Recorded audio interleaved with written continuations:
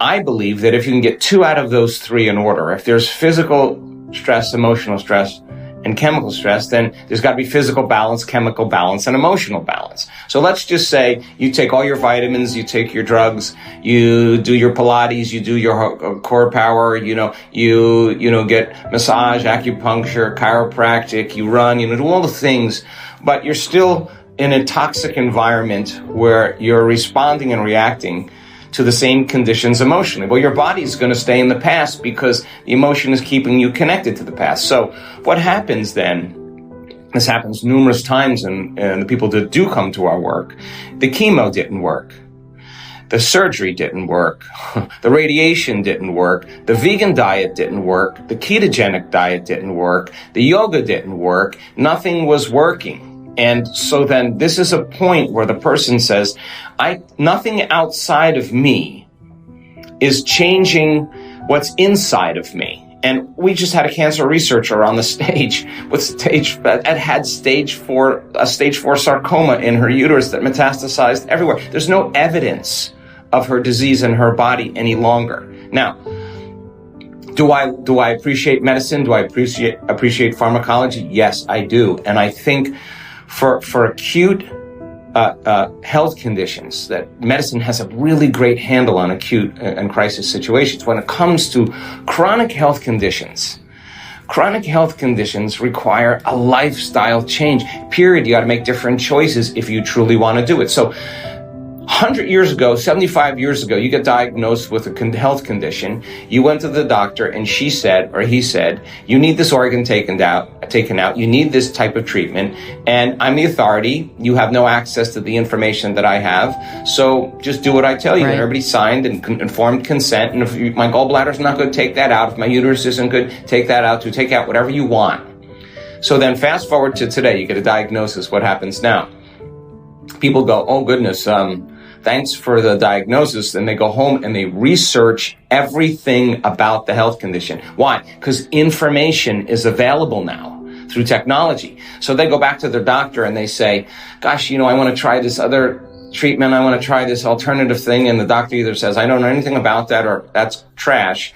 And the person now looks squarely at the doctor in the eye and says, time to find a new doctor. In other words, people do the best when they feel good about the health care that they're choosing, right? So they're taking their power back now to be able to say, maybe there is another way. So the pharmacology that we use when we're altered, either with anxiety or depression or cyclic mood patterns or whatever it is an attempt to create chemical balance in the body. However, if you're still reacting to your ex in the same exact way, or you're still always predicting the worst thing that could happen to you in your future and embracing the emotion of that event, you're conditioning your body into anxiety, and you'll have a panic attack. And yes, the pharmacology will help to create more balance, but your response and reaction to the environment somehow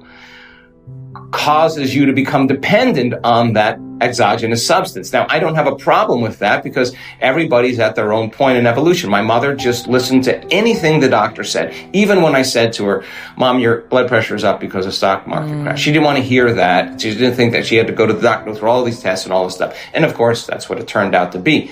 So there's a greater listening that's happening in the world now because of information. That it's the 4-minute mile. That person that had the sarcoma that stood on the stage was a cancer researcher that told her story. That's the 4-minute mile. I'm watching 1,500 people in the audience leaning in. They're witnessing truth right in front of them.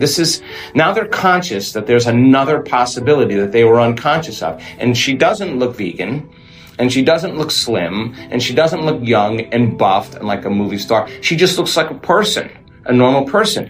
And invariably somebody in the audience listening to truth. She's speaking truth right now.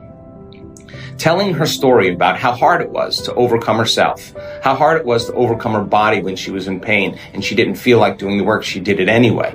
To overcome her doubt, to overcome her fear, to overcome all of those things and believe in a future that she can't see or experience with her senses yet, but truly understands the science of how that takes place. Once you understand the what and the why, the how becomes easier. So we use science as the contemporary language to demystify the process of personal change and transformation. It is the language that we use that doesn't exclude anybody. We don't talk tradition. We don't talk religion. We don't talk culture. We don't talk spirituality, because that's going to divide the audience. So we create the scientific model. That's the first point. Learn it. Be present with it. But the next step is you got to be able to teach it back. So in our audiences, when we explain things and we're combining quantum physics with neuroscience and all neuroendocrinology and all that stuff, once I finish the concept, you're going to have to turn to Jonathan and say, okay, let me just explain this.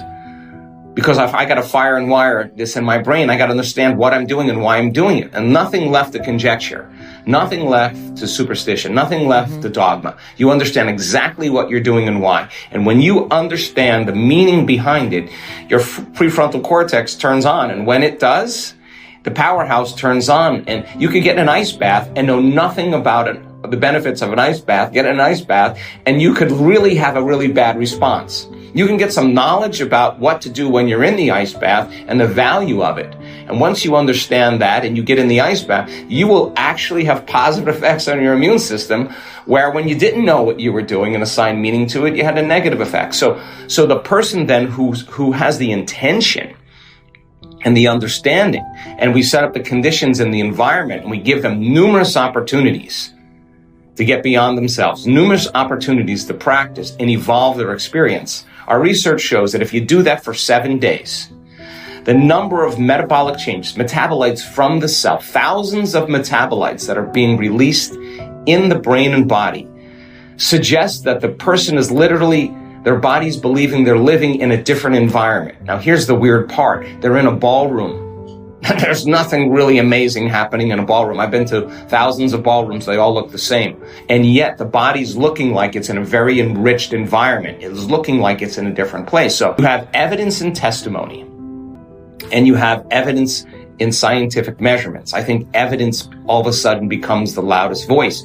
And it only takes one person or two people to break that 4-minute mile. And then all of a sudden, just like an infection spreads amongst the community and creates disease, all of a sudden you see health and wellness become as infectious as disease. There's a dramatic transformation in biology. So now that that's possible, now that people are aware of that possibility, now it's in their consciousness, and consciousness is awareness, and information allows us to become aware of what we were unaware of. And that's what life is about, to evolve our experiences. And some of those people are dependent on pharmaceuticals and dependent. And I never say stop taking anything. I always say, keep going to your doctor, keep getting the scans, keep getting the tests. You need feedback to let you know what you're doing is correct, and then make another choice if it isn't. But a lot of people actually cross that river and wind up on the other side. And those are the people that we're studying, because their blood is rich with a lot of information that suggests that there's a very different experience going on inwardly.